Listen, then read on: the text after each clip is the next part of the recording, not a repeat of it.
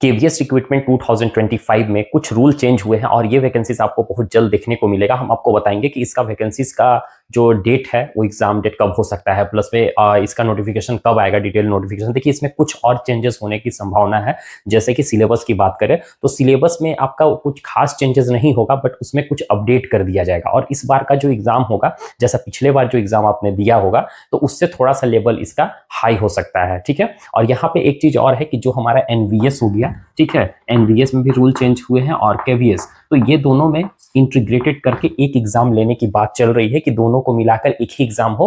मतलब कि अगर आप एनवीएस के लिए अप्लाई कर रहे हैं या केवीएस के लिए अप्लाई कर रहे हैं तो दोनों का एग्जाम आपका एक ही हो सकता है, लेकिन ये अभी इसका क्लैरिफिकेशन नहीं दिया गया है, बट मे बी हो सकता है। तो आपके पास टाइम, अगर जो भी कैंडिडेट केवीएस के हैं, जो केवीएस जैसे कि आप केंद्रीय विद्यालय के शिक्षक बनना चाहते हैं, तो आप तैयारी में लग जाइए। और ये एक रॉयल जॉब होता है, यहाँ पे सैलरी भी जो होती है बहुत हैंडसम दिया जाता है। मतलब आपको यहाँ पे सैलरी को लेकर, इवन की बीआरटी में भी आप जाते हैं तो उसमें भी सैलरी आपको अच्छा खासा दिया जाता है। इससे बेस्ट जॉब नहीं है। इसमें एक निगेटिव पॉइंट ये होता है कि आपका इंडिया में कहीं पे भी दे सकते हैं, तो गवर्नमेंट जॉब है, इससे कुछ लेना देना नहीं है, आप बस तैयारी पे लग जाइए। तो देखिए यहाँ पे कुछ न्यू रूल चेंजेस हुए हैं जिसके बारे में हम बताएंगे, और एक और वीडियो है जिसके बारे में आपको उसमें सारा डिटेल दिया हुआ है एग्जामिनेशन को लेकर कि शुरू से लेकर आखिरी तक कैसे आपका सिलेक्शन होता है, तो डिस्क्रिप्शन बॉक्स में दिया हुआ होगा। न्यू होंगे तो चैनल को सब्सक्राइब कर लीजिएगा, आपको यहाँ पे एकदम बिल्कुल क्लियरली समझाया जाएगा। और इसका जो नोटिफिकेशन है आपको हम टेलीग्राम पे शेयर कर दिए, टेलीग्राम पे फॉलो करके आप वहां से चेकआउट भी कर सकते हैं, अपना कॉम्बिनेशन भी देख सकते हैं।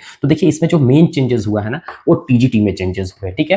टीजीटी, तो पहले हम इस लोग इसका एलिजिबिलिटी को देख लेंगे कि अगर आप टीजीटी का टीचर बनना चाहते हैं केवीएस में, तो इसमें आपके पास डिग्री क्या होना चाहिए। तो देखिए फर्स्ट में हम आपको बता रहे हैं कि 50% आपका ग्रेजुएशन में होना चाहिए, ठीक है, एग्रीगेट 50%। जैसे कि आपका जो ऑनर्स है, जो ऑनर सब्जेक्ट है, उसमें आपका 50% होना चाहिए। इवन आपका ओवरऑल भी 50% होना चाहिए, ठीक है। अब रही बात यहाँ पे बीएड आपको कंपलसरी है, प्लस में ग्रेजुएशन, वो तो बीएड के बाद आप लोग करते हैं। अब एक चीज और है, कंप्यूटर टीचर के लिए भी बीएड मैंडेटरी कर दिया गया है, तो इस बात का आप लोग ध्यान रखेंगे। इवन कुछ कुछ पोस्ट नॉन टीचिंग में भी बीएड मांगा जा रहा है ना। तो ये आपका है। और प्लस में सीटेट पेपर 2 आपका क्वालिफाइड होना चाहिए। और सीटेट पेपर 2 क्वालिफाइड ऐसा नहीं कि अगर आप कैटेगरी से बिलोंग करते तो कैटेगरी में भी आपका चल जाएगा।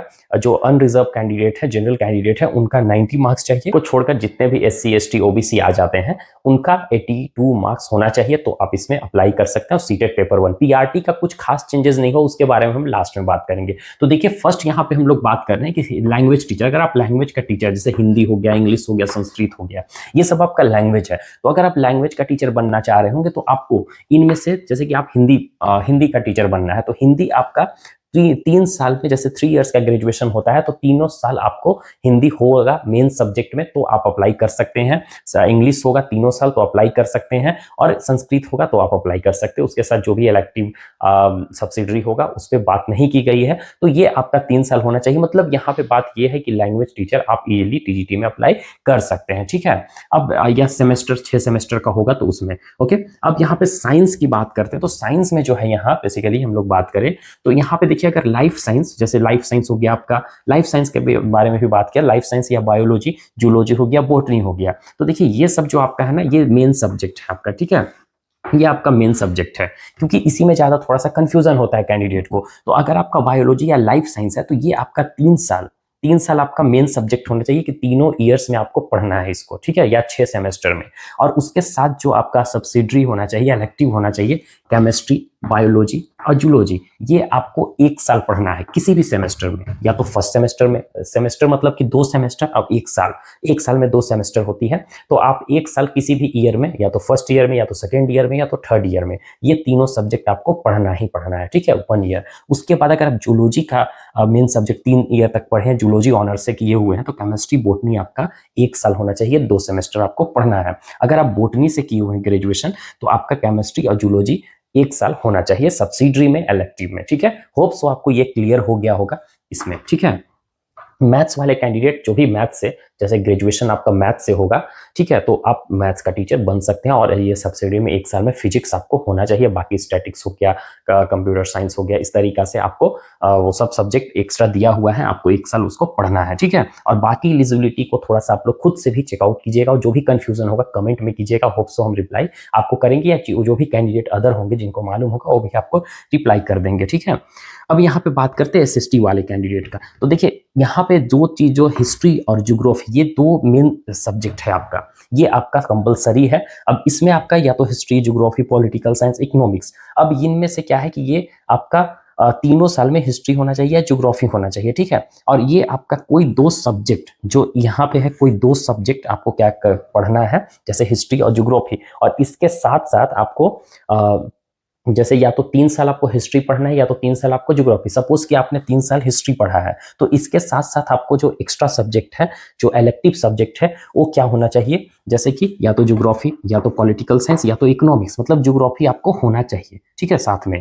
तो ये आपका कंपलसरी सब्जेक्ट है जो कि 1 ईयर तक आपको इसको पढ़ना है, ठीक है। लेकिन जो हिस्ट्री से अगर किए हैं तो हिस्ट्री आपका तीनों साल पढ़ना होगा। इस बात को क्लियर हो गई होगी आई थिंक आपको, है ना, कि आपका हिस्ट्री ज्योग्राफी मस्ट है, ठीक है। हिस्ट्री ज्योग्राफी आपका मस्ट है, 3 इयर्स, है ना। मतलब एसएसटी के अगर आप हैं तो एसएसटी के आप टीचर बन सकते हैं, सोशल साइंस का हिस्ट्री ज्योग्राफी अगर आपने 3 इयर्स तक पढ़ा है तो। अब यहाँ पे बात करते हैं हम लोग, जैसे कि देखिए यहाँ पे ये पीजीटी का, तो पीजीटी में ऐसा कुछ खास चेंजेस नहीं किया गया है, इसमें जो एज इट इज है एमएससी बीएड ये आपका होना चाहिए। और एक चीज इसमें ध्यान रखेंगे कि बीएड जो आपका है, ग्रेजुएशन जो है आपका, और एमएससी जो है आपका, अगर मैथ से किए होंगे तो ग्रेजुएशन भी मैथ से होना चाहिए और एमएससी भी मैथ से होना चाहिए। ऐसा नहीं कि मैथ से आपने ग्रेजुएशन कर रखा है, फिजिक्स से आपने एमएससी कर रखा है, पीजी कर रखा है, तो ये ऐसे कॉम्बिनेशन आपका नहीं बन पाएगा। दोनों ये आपका मैथ से ही होना चाहिए, प्लस में 50% मार्क्स होना चाहिए, बीएड एमएससी ग्रेजुएशन, मतलब 50% आपका होना चाहिए, ये बात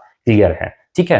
अब यहाँ पे बात करते हैं कि आपका इसमें एलिजिबिलिटी, तो एलिजिबिलिटी देखिए बीएड है, एमएससी, हायर एजुकेशन। और एज की बात करेंगे तो एज देखिए आपके इसमें पीजीटी में 40 इयर्स दिया गया है, और गवर्नमेंट के अकॉर्डिंग जो रूल्स है वो आपको दिया जाएगा पीआरटी के अकॉर्डिंग, जो हम आपको यहाँ पे भी बताएंगे। इसमें भी आपका 35 ईयर मैक्सिमम है, ये नॉर्मल है विदाउट रिलैक्सेशन, और रिलैक्सेशन के अकॉर्डिंग आपका और भी ज्यादा वुमेन्स लोग को 10 इयर्स एक्स्ट्रा रिलैक्सेशन दिया जाता है। यहाँ पे हम लोग पीआरटी की बात करते हैं, देखिए पीआरटी का कैंडिडेट थोड़ा सा पीआरटी में ज्यादा इंटरेस्टेड होता है कैंडिडेट अप्लाई करने के लिए। तो इसमें देखिए बीएड तो आपका बीएड वाले कैंडिडेट नहीं है, पिछले बार था तो फिर बाद में बाहर कर दिया गया था उनको, तो बीएड वाले कैंडिडेट नहीं भर सकते हैं।